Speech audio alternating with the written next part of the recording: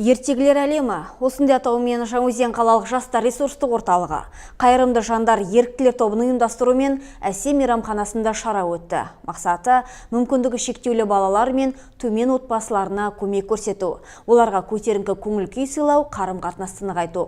Қайырымдылық концертте балалар дастарханнан дәм татып, жастардың дайындаған қойылымдарын тамашалады.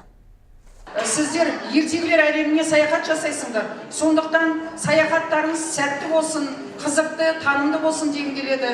Ал осында қатысып отырған әрбір ата-анаға, балаға мықты денсаулық тілейміз. Және әрбір күніңіз тек қана бейбіт өмірмен жалғаса берсін дегіміз келеді.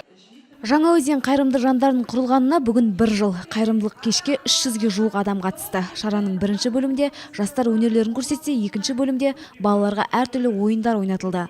Одан әрі бүлдіршіндерге қолдан жасалған арнайы сыйлықтар таратылды. Кеш жоғары деңгейде аталып өтті. Жаңаөзен қаласында мүмкіндігі шектеулі балаларға баратын көп ойын-сауық кештері аз.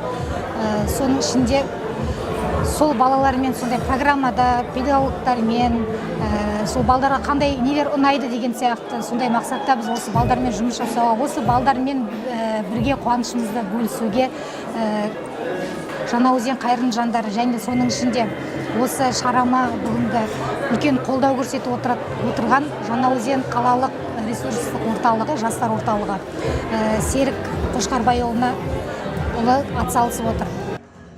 Қаламыздың жастары қайырымдылық істермен айналысудан шаршаған емес. Олардың жұмыс бастағанына аз уақыт болса да біршама істерді атқарып үлгерген. Осындай жастардан құрылған топтар көбейсе, балаларға да тиер көмегі артар еді дейді ата-аналар.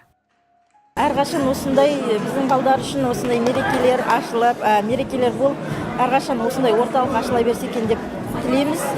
Алдыңғы уақытта осы кісілерге істеріне сәттілік тілеймін. Дендері сау болсын, өсіп біздердің балдарымыз қуантып жүре берсін деймін. Қайырымды жандардан құрылған топта бүгінде 60-тан астам жас жұмыс істейді. Бұдан бөлек 18 жасқа толмаған еріктілерден құрылған топта бар. Олардың алға қойған мақсаттары айқын, алар асулары биік. Айнұр Мейрамбайқызы, Баққали Зиядинов, жаңалықтар.